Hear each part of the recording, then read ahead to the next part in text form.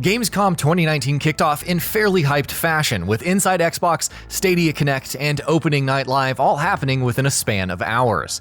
There were many big announcements and reveals, and while some games kind of disappointed, others looked intriguing, if not enticing.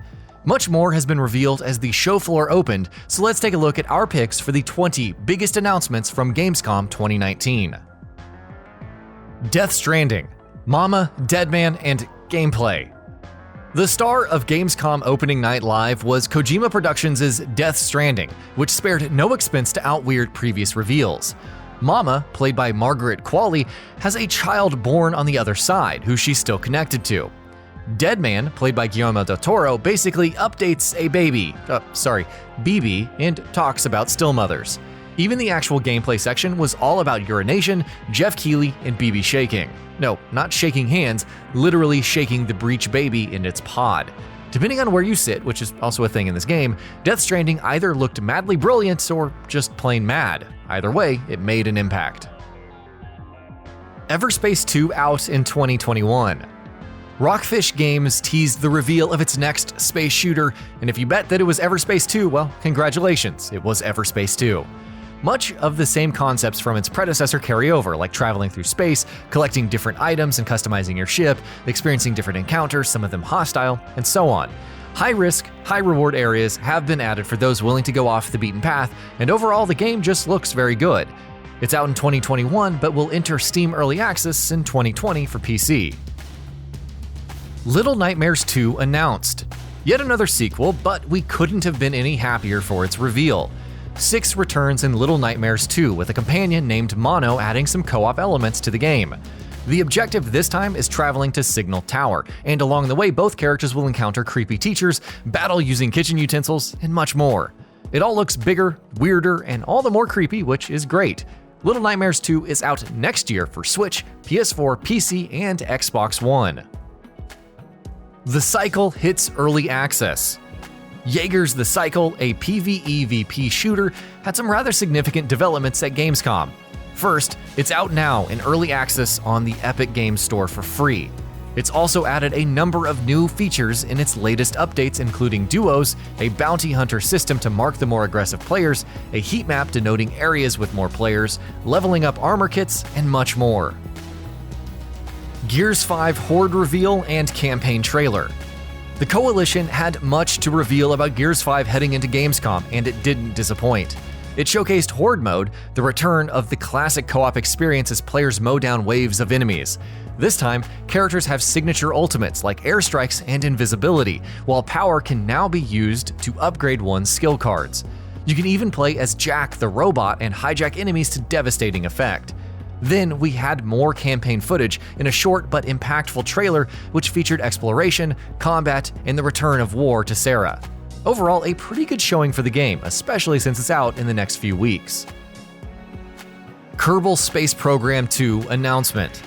It feels like the 100th time that outro by M83 has been used to promote a game. Nevertheless, it was for Kerbal Space Program 2, which is real and coming next year for PC, with consoles receiving it later. Kerbal Space Program 2 will be releasing for Steam and other digital storefronts. It won't even have the purchasable in-game currency or loot boxes, so that's neat. Expect to hear more about its new features and additions in the coming months. Cyberpunk 2077 coming to Google Stadia. Though we're yet to see the behind closed doors gameplay demo from E3 2019, CD Projekt Red did announce that Cyberpunk 2077 was coming to Google Stadia. In all honesty, this feels more like a big deal for Stadia than the developer, since Google's platform needs all of the titles it can get.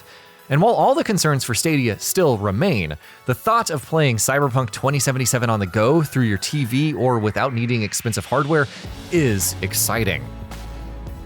Marvel's Avengers A-Day Prologue gameplay. Square Enix finally released gameplay for Marvel's Avengers, after it leaked several weeks ago, but hey, we'll ignore that. The A-Day Prologue was showcased with each hero displaying their abilities and playstyles. Was it amazing or groundbreaking? Well, not quite, but there's still a ways to go and much more to see.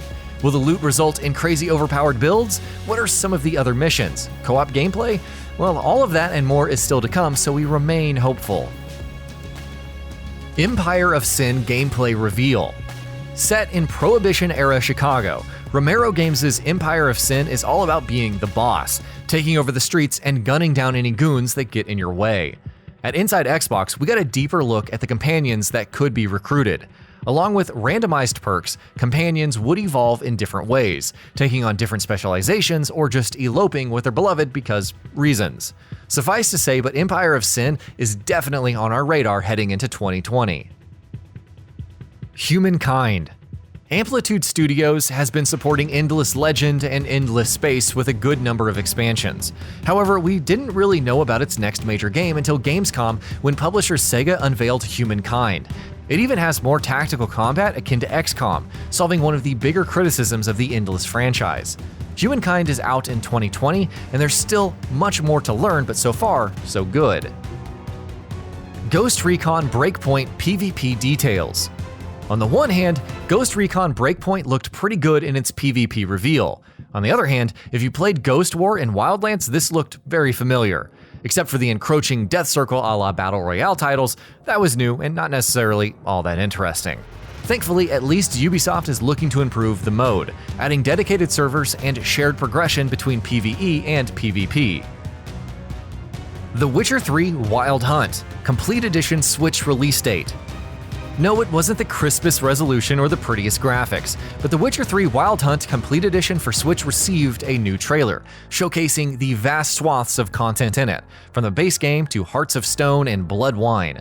More importantly, it served to remind us why good old Geralt's adventure was so memorable. The Complete Edition is out on October 15th for Switch, so it won't be long before you can slay monsters and a fair number of humans on the go.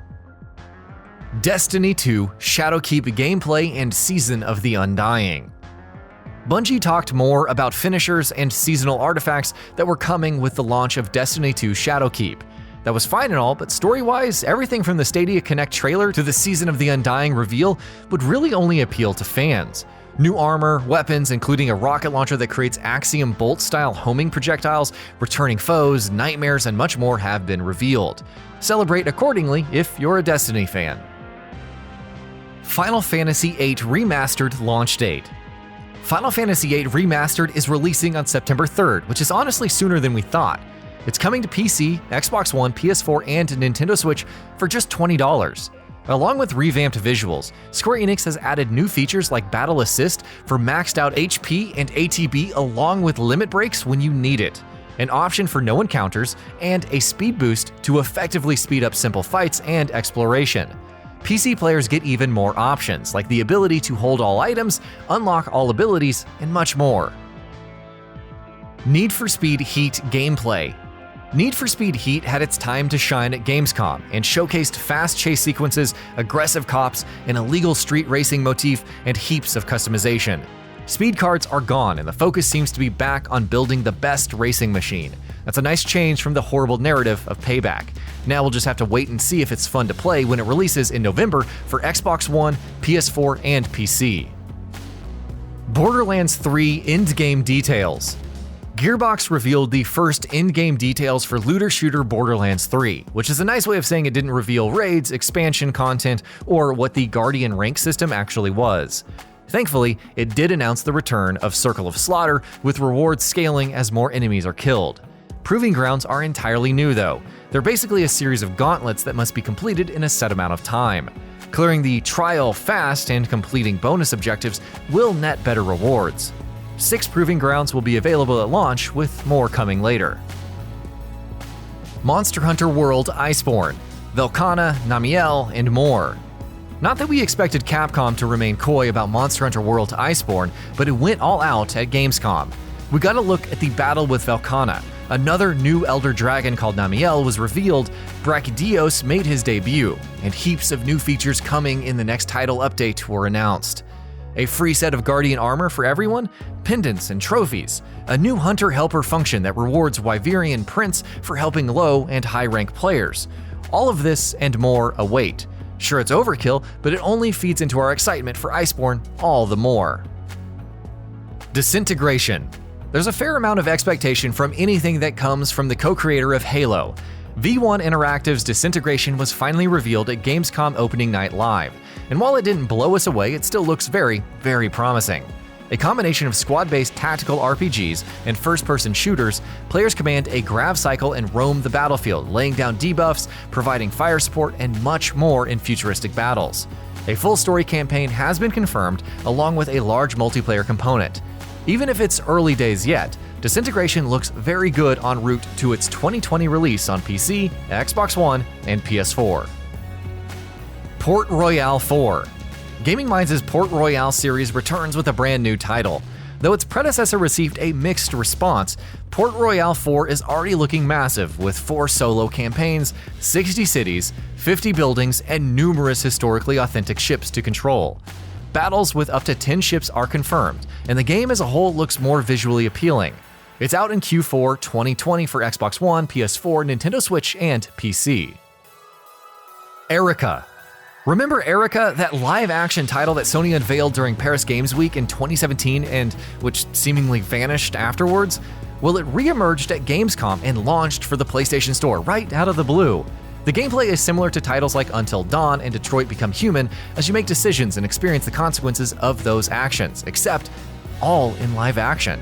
Even if early reviews are just decent, Erica is only $10 and a PS4 exclusive, so it might be worth checking out.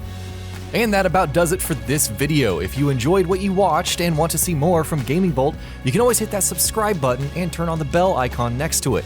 That way you will never miss any of our videos.